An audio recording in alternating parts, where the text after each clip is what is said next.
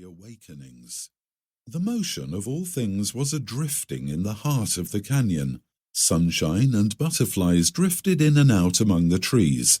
The hum of the bees and the whisper of the stream were a drifting of sound, and the drifting sound and drifting colour seemed to weave together in the making of a delicate and intangible fabric, which was the spirit of the place.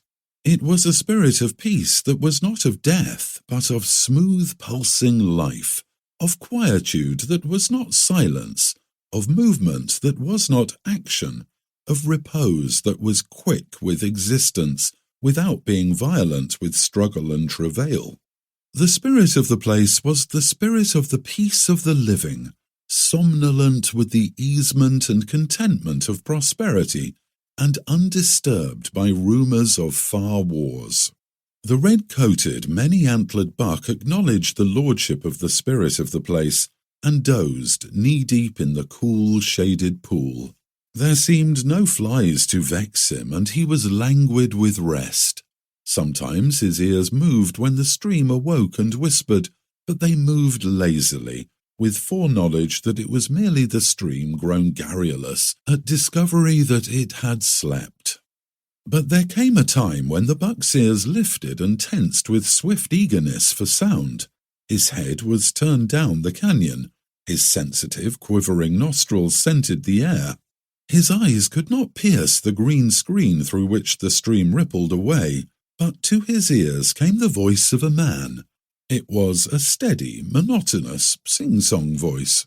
Once the buck heard the harsh clash of metal upon rock. At the sound he snorted with a sudden start that jerked him through the air from water to meadow, and his feet sank into the young velvet while he pricked his ears and again scented the air. Then he stole across the tiny meadow, pausing once and again to listen, and faded away out of the canyon like a wraith, soft-footed and without sound. The clash of steel-shod soles against the rocks began to be heard, and the man's voice grew louder. It was raised in a sort of chant, and became distinct with nearness, so that the words could be heard. "Turn around and turn your face, and toll them sweet ills of grace, the powers of sin you am scorning. Look about and look around, fling your sin pack on the ground. You will meet with the Lord in the morning." A sound of scrambling accompanied the song, and the spirit of the place fled away on the heels of the red-coated buck. The green screen was burst asunder, and a man peered out at the meadow and the pool and the sloping side-hill.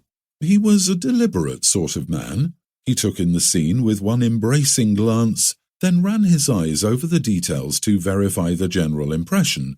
Then, and not until then, did he open his mouth in vivid and solemn approval. "Smoke alive and snakes of purgatory. Will you just look at that? Wood and water and grass and a side hill, a pocket hunter's delight and a cayuse's paradise. Cool green for tired eyes, pink pills for pale people amped in it. A secret pasture for prospectors and a resting place for tired burros, by damn." He was a sandy-complexioned man in whose face geniality and humour seemed the salient characteristics. It was a mobile face, quick-changing to inward mood and thought. Thinking was in him a visible process. Ideas chased across his face like wind flaws across the surface of a lake.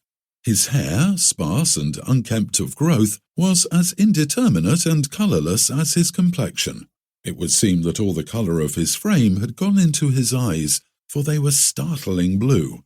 Also, they were laughing and merry eyes, within them much of the naivete and wonder of the child, and yet, in an unassertive way, they contained much of calm self-reliance and strength of purpose founded upon self-experience and experience of the world. From out the screen of vines and creepers he flung ahead of him a miner's pick and shovel and gold pan. Then he crawled out himself into the open. He was clad in faded overalls and black cotton shirt, with hobnailed brogans on his feet, and on his head a hat whose